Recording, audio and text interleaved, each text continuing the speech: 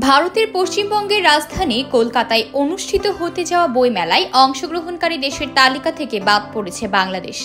দীর্ঘ 28 বছরের মধ্যে এবারই প্রথমবারের মতো এই তালিকায় বাংলাদেশের নাম উল্লেখ করা হয়নি। এতে করে বইমেলায় বাংলাদেশের স্টল থাকা নিয়ে অনিশ্চয়তা দেখা দিয়েছে। শনিবার এক প্রতিবেদনে এই তথ্য জানিয়েছে ভারতীয় সংবাদ মাধ্যম টাইমস অফ ইন্ডিয়া। প্রতিবেদনে বলা হয়েছে, গত 28 বছরের মধ্যে প্রথমবারের মতো কলকাতা আন্তর্জাতিক বইমেলার শিডিউলে অংশগ্রহণকারী দেশ হিসেবে বাংলাদেশের উল্লেখ পাওয়া যায়নি। শুক্রবার এই বইমেলার শিডিউল প্রকাশ করা হয়।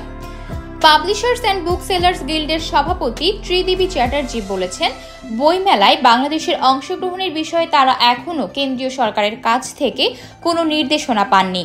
তিনি বলেন, বর্তমান পরিস্থিতির পরিপ্রেক্ষিতে সরকারের পক্ষ থেকে কোনো নির্দেশনা না পাওয়া পর্যন্ত আমরা বাংলাদেশের অংশগ্রহণ সম্পর্কে কিছু বলতে পারছি না।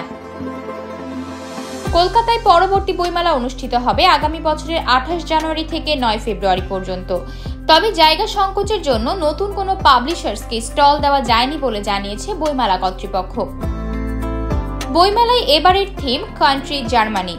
এখন পর্যন্ত বইমেলায় অংশগ্রহণকারী দেশগুলোর মধ্যে যুক্তরাজ্য, যুক্তরাষ্ট্র, France, Spain, Peru, Italy, Argentina ও কলম্বিয়া রয়েছে বলে জানা গেছে।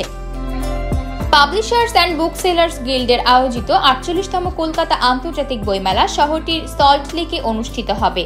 বিগত বছরের মতো এবারও বইমেলার উদ্বোধন করবেন পশ্চিমবঙ্গ রাজ্যের মুখ্যমন্ত্রী মমতা বন্দ্যোপাধ্যায়।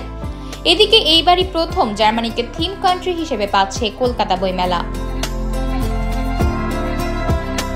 আতকিয়া মাইমুনা, বার্তা 24।